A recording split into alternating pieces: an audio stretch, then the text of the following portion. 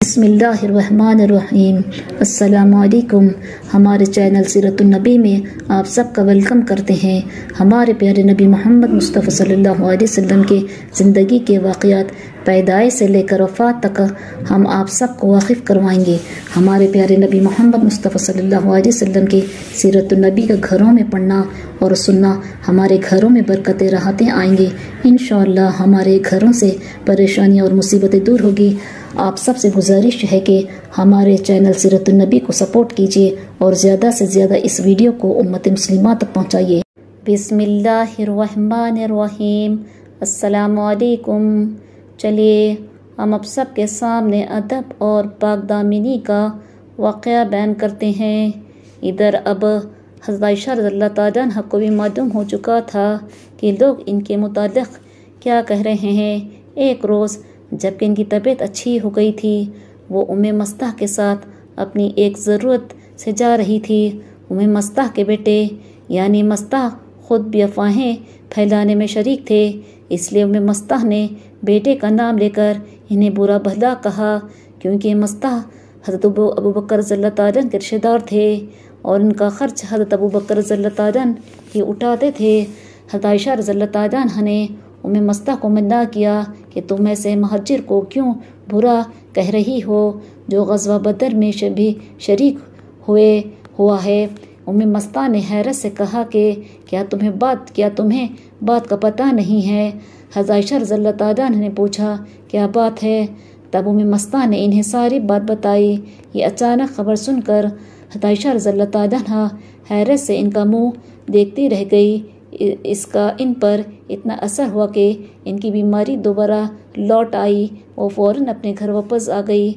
इस सदमे की वजह से वो रोते रोते निढाल हो गई। अब वो समझ गई थी कि रसूलुल्लाह सल्लल्लाहु अलैहि वसल्लम की बेरुखी किस वजह से है। हज़रत आयशा रज़ियल्लाहु तआला अन्हा फ़ौरन अपनी वालिदा उम्मे रूमान के पास गई और इनसे रोकर शिकायत करने लगी, खुदा ताला आपको माफ़ फरमाए, लोग क्या क्या बातें कह रहे हैं और आपने मुझसे कुछ बताया तक नहीं। हज़रत उम्मे रूमान ने इनको बहुत कुछ समझाया बुझाया।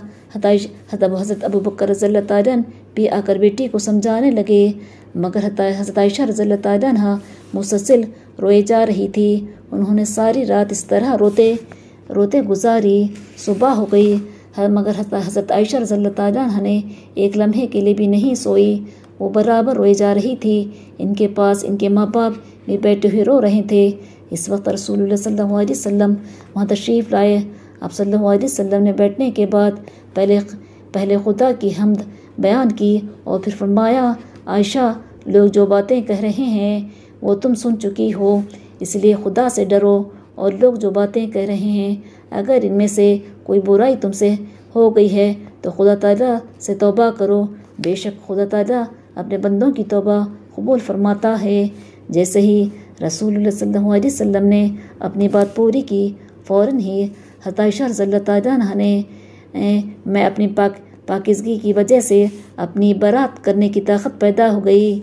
इनके आंसू एकदम थम गए और उन्होंने इस उम्मीद में अपने वल्दान की तरफ देखा कि शायद वो रसूलुल्लाह सल्लल्लाहु अलैहि वसल्लम को कुछ जवाब दे, मगर वो दोनों खामोश थे। आखिर हज़रत आयशा रज़ियल्लाहु तआला अन्हा ने इनसे पूछा क्या आप जवाब नहीं देंगे। उन्होंने कहा खुदा की कसम हम हैरान हैं क्या जवाब दें। जब हज़रत आयशा रज़ियल्लाहु तआला अन्हा ने अपने माँ बाप को खामोश देखा तो इनकी आंखें फिर डबडबाई और फिर रोने लगी, मगर फिर फ़ौरन ही उन्होंने खुद ही रसूलुल्लाह सल्लल्लाहु अलैहि वसल्लम को जवाब दिया, खुदा की कसम जिस बात का आपने तज़किरा किया है मैं इसके मुतालिक खुदा के सामने हरगिज़ तौबा नहीं करूँगी, क्योंकि खुदा की कसम जो बातें लोगों की ज़बानों पर है अगर मैंने इनका इक़रार कर लिया और खुदा जानता है मैं इनसे बरी हूँ तो ये ऐसी बात का इक़रार होगा जो बेअसल है, और अगर मैं इन बातों का इनकार करूँगी तो आप यकीन नहीं करेंगे। हज़रत आयशा रज़ियल्लाहु तआला अन्हा ने एक लम्हे के लिए खामोशी और फिर उन्होंने कहा लेकिन मैं सिर्फ इतना ही कहूँगी जितना यूसुफ अलैहिस्सलाम के वालिद ने कहा था। तर्जुमा सो आखिर सब्र ही करूँगा जिसमें शिकायत का नाम ना होगा, और जो बातें तुम बता रहे हैं हो इनमें अल्लाह ताला ही मदद करे। मगर इसी वक्त अल्लाह ताला ने حضرت عائشہ رضی اللہ تعالیٰ عنہ کی مدد فرمائی، کیونکہ اسی وقت رسول اللہ صلی اللہ علیہ وسلم پر وہی کیفیت پیدا ہو گئی جو وہی نازل ہونے کے وقت ہوا کرتی تھی۔ فوراً ہی آپ صلی اللہ علیہ وسلم پر چادر ڈال دی گئی اور سر مبارک کو تکیے سے سہارا دے دیا گیا۔ سب سمجھ گئے کہ اب اللہ تعالیٰ وحی کے ذریعے اس بات کی اصلیت ظاہر فرما دے گا۔ حضرت عائشہ رضی اللہ تعالیٰ عنہ نے یہ دیکھا تو وہ ذرا نہیں گھبرائی، کیونکہ وہ بری تھی اور جانتی تھی کہ اللہ تعالیٰ کسی پر ظلم نہیں کرتا۔ مگر حضرت عائشہ رضی اللہ تعالیٰ عنہ کے والدین وحی کے آثار دے کر لرز اٹھے کہ اب خدا تعالیٰ سب کا جھوٹ اور سچ الگ کر دکھائے گا۔ کچھ دیر کے بعد وحی کا سلسلہ ختم ہو گیا اور رسول اللہ صلی اللہ علیہ وسلم اٹھ کر بیٹھ گیا۔ آپ کے چہرے پر پسینے کے قطرے لرز رہے تھے، جنہیں آپ صلی اللہ علیہ وسلم پوچھتے جاتے تھے۔ آپ کے چہرے مبارک پر اطمینان کے آثار تھے۔ آپ نے فرمایا، خوشخبری ہو تمہیں عائشہ، خدا تعالیٰ نے وحی کے ذریعے تمہاری سچائی ظاہر فرما دی ہے۔ حضرت عائشہ رضی اللہ تعالیٰ عنہ نے سن کر خدا کا شکر ادا کیا۔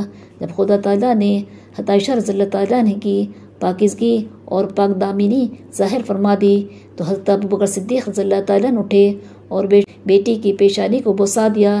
اس وقت حضرت عائشہ رضی اللہ تعالیٰ عنہ نے اپنے والد سے شکایت کی، آپ نے مجھے پہلے ہی کیوں نہ بے قصور سمجھا؟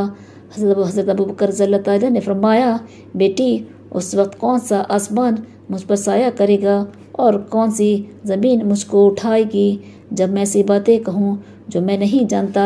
یہاں سے رسول اللہ صلی اللہ علیہ وسلم مسجد نبوی میں تشریف لے گئے اور اپنے مسلمانوں کے سامنے خطبہ دے کر وہ آیت تلاوت فرمائے جن میں خدا تعالیٰ نے حضرت عائشہ رضی اللہ تعالیٰ کی برات کی تھی۔ اس کے بعد اب صلی اللہ علیہ وسلم نے حسان ابن ثابت، مصطع ابن اساسہ اور حمنہ بنت حبش کو تہمت کی شرعی سزا دینے کا حکم دیا۔ چنانچہ خدا تعالیٰ کے حکم کے مطابق ان تینوں کے 80 کوڑے لگائے گئے۔ اب ہم اس واقعے کو ختم کرتے ہیں۔ انشاءاللہ ہم نیکسٹ ویڈیو میں ان واقعات کو بیان کریں گے۔ اگر ہماری ویڈیو آپ سب کو پسند آئی تو لائک شیئر کریے اور سبسکرائب کریے۔ اللہ حافظ۔